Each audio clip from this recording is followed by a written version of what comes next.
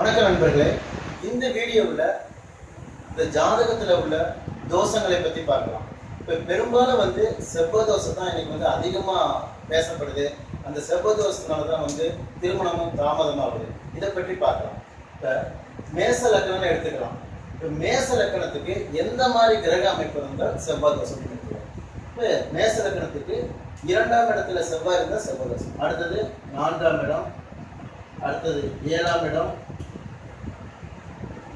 7ஆம் இடம், 8ஆம் இடம், 12ஆம் இடம். அதாவது 2, 4, 7, 8, 12ஆம் இடங்கள்ல செவ்வாய் இருந்துச்சுன்னா அது செவ்வாய் தோஷம் தான்.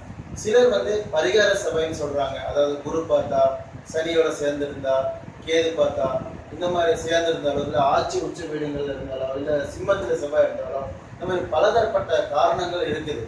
அதாவது அது பரிகார சபைன்னு சொல்றாங்க. அது எப்படி இருந்தாலும் அது செவ்வாய் தோஷம் தான். அதில் எந்த மாற்றமும் இல்லை. அது மட்டும் இல்லாமல் பார்த்தீங்க அப்படின்னா சுக்கிரனுக்கு 2, 4, 7, 8, 12 செவ்வாய் தோஷம் சொல்கிறாங்க. இந்த மாதிரி சந்திரனுக்கு 2, 4, 7, 8, 12 செவ்வாய் தோஷம்னு சொல்கிறாங்க. எது எப்படி இருந்தாலும் லக்கணத்துக்கு தான் நாம் பலனா எடுத்துக்கும் போது எடுத்துக்கணும். அப்போ 2, 4, 7, 8, 12ஆம் இடங்களில் செவ்வாய் இருந்தால் அது செவ்வாய் தோஷம் தான். செவ்வாய் தோஷம் இருப்பவர்களுக்கு திருமணம் கொஞ்சம் தாமதமாக ஆகுறதுக்கான வாய்ப்புகள் இருக்குது. ஏன்னா தோஷம் அப்படின்னு நம்ம எடுத்துக்கிறோம். தோஷம் அப்படின்னாவே குறை அப்படின்னு போகும். அப்ப குறை இருந்தாலும் என்ன பண்ணும், கொஞ்சம் லேட்டாக தான் ஆகும்.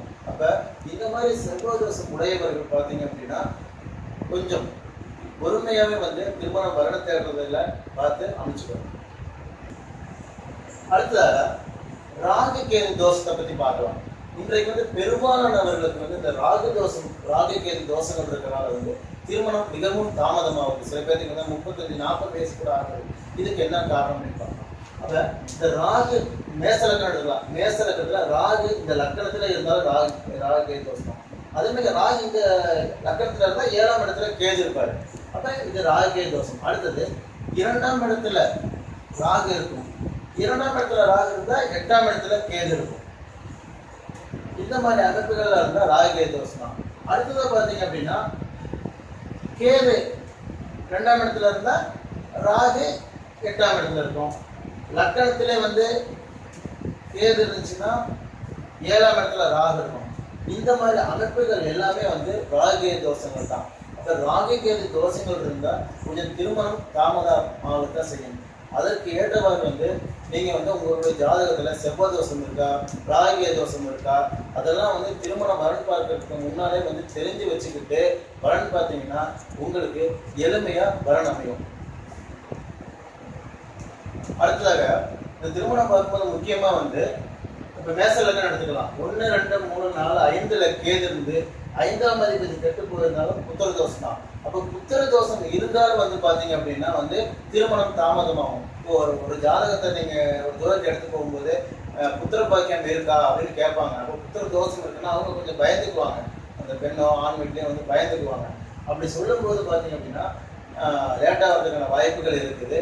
அப்ப எப்போதுமே ஒரு ஜாதகத்துல 5ஆம் அதிபதி கெட்டு போயிருந்தா கூட அவங்களுக்கு திருமணம் லேட் ஆகும். அது மட்டும் இல்லாம லக்னாதிபதி கெட்டு போயிருந்தாலும் அதாவது 6, 8, 12 போய் மறைஞ்சிருந்தாலும் அவர்களுக்கும் திருமணம் தாமதமாகும்.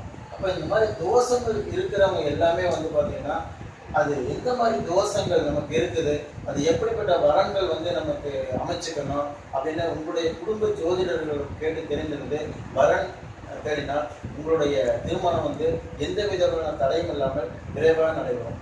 நன்றி.